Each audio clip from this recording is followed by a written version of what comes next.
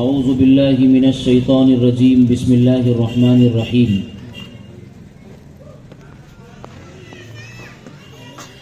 قد جاءکم من اللہ نور و کتاب مبین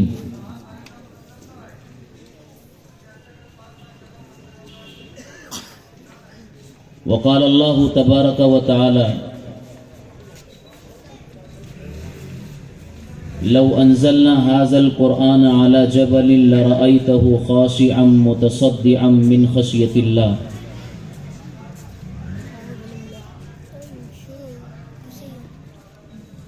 وقال النبي صلى الله عليه وسلم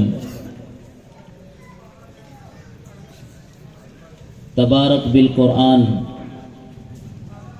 فإنه كلام الله وخرج منه او کما قال النبی علیہ الصلاۃ والسلام۔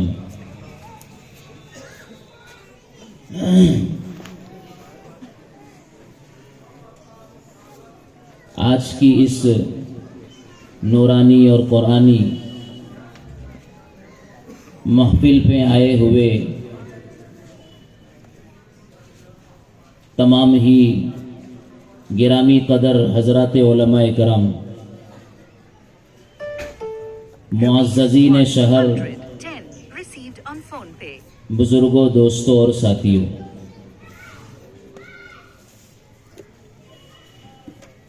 ہم قرآن کی نسبت پر یہاں جمع ہوئے ہیں۔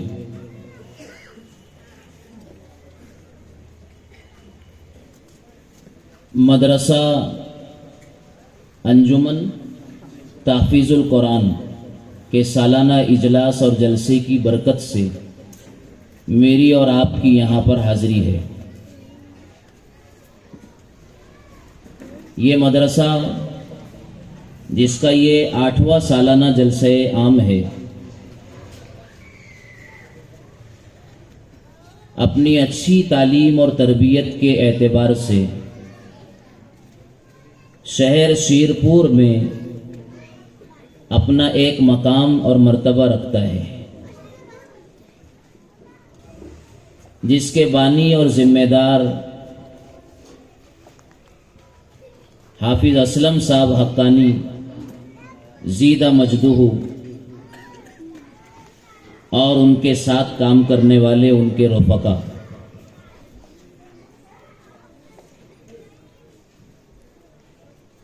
ہر باغ کا مالی یہ چاہتا ہے کہ اس کے گلشن میں کھلنے والا ہر پھول خوشبودار ہو،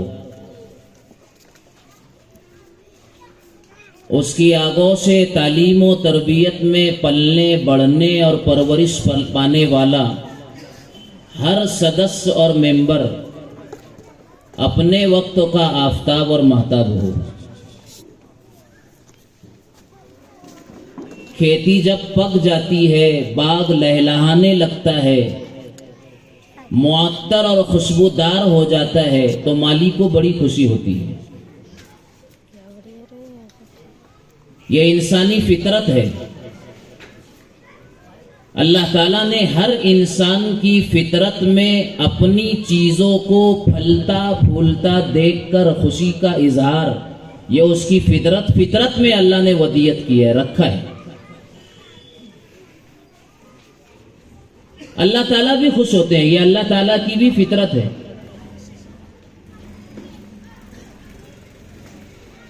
جب بندے ترقی کرتے ہیں تو اللہ بھی خوش ہوتے ہیں۔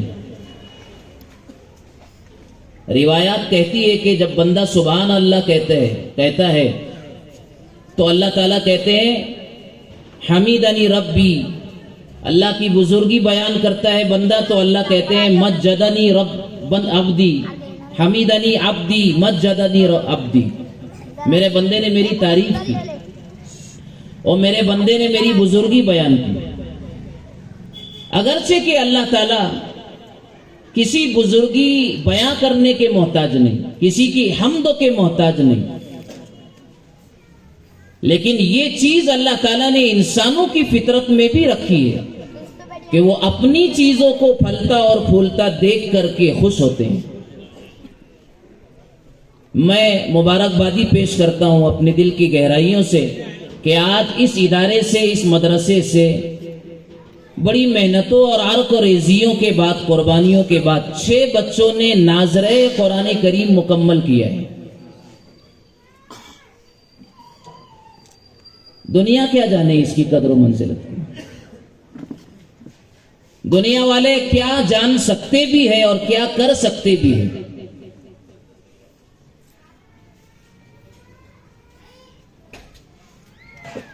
جب مکہ المکرمہ کا مسلمانوں کا ابتدائی دور تھا، ہر زاویے اور پہلو سے اہل اسلام کو ستایا جا رہا تھا۔ کوئی موڑ، کوئی لمحہ، کوئی شکل و صورت کفار مکہ نے اور بدمعاشوں نے، اسلام کے دشمنوں نے ایسی نہیں چھوڑی تھی جس زاویے اور پہلو سے اہل اسلام کو نہ ستایا ہو۔ اب مجھے اس وقت تو اس بات کی اجازت بالکل نہیں دیتا کہ میں وہ شکلیں بیان کروں۔ اس وقت اہل اسلام کے پاس ایک ہی ہتھیار تھا، وہ قرآن تھا، جس کی نسبت پر میں اور آپ یہاں حاضر ہیں۔ پروپیگنڈا پہ پروپیگنڈا کفاروں کی طرف سے ہوتا تھا، نت نئی باتیں گھڑی جاتی تھی اسلام اور بانی اسلام سید الکونین سرکار دو عالم صلی اللہ علیہ وسلم کی ذات بابرکت سے متعلق۔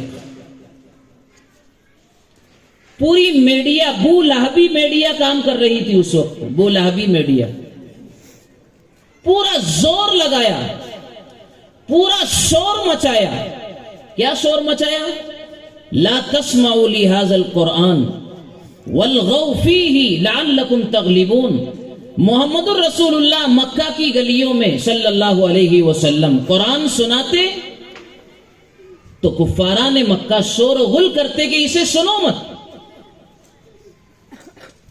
کل ہی ترجمہ قرآن اور تفسیر پڑھا تھا، بچوں کو پڑھا رہا تھا، اس میں آیت آئی وَمِنَ النَّاسِ مَن يَشْتَرِي لَهْوَ الْحَدِيثِ لِيُضِلَّ عَن سَبِيلِ اللَّهِ بِغَيْرِ عِلْمٍ وَيَتَّخِذَهَا هُزُوًا، کہ کچھ لوگ اس زمانے میں ایسے تھے جو انسانوں کو راہ حق سے برگشتہ کرنے اور ہٹانے کے لیے کچھ باتوں کا کھیل اور تماشے لے آتے تھے۔ تو اس کے تفسیر اور شان نزول میں مفسرین نے نضر بن حارث کی بات پیش کی ہے۔ نضر بن حارث مکہ کا ایک سردار تھا، یہ ایران جاتا تھا تجارتی سفر کے لیے، تو وہاں سے اسفند یار اور رستم کے قصے اور کہانیوں کی کتابیں لاتا اور مکہ والوں کو کہتا کہ اسے پڑھو، محمد الرسول اللہ تو تمہیں عاد و سمود کے واقعات بیان کرتے ہیں، ارم کے واقعات بیان کرتے ہیں، قوم سبا کی باتیں جو پرانی ہو گئی، ایکسپائر ہو گئی، محمد تمہیں ایکسپائر قصے سناتے ہیں۔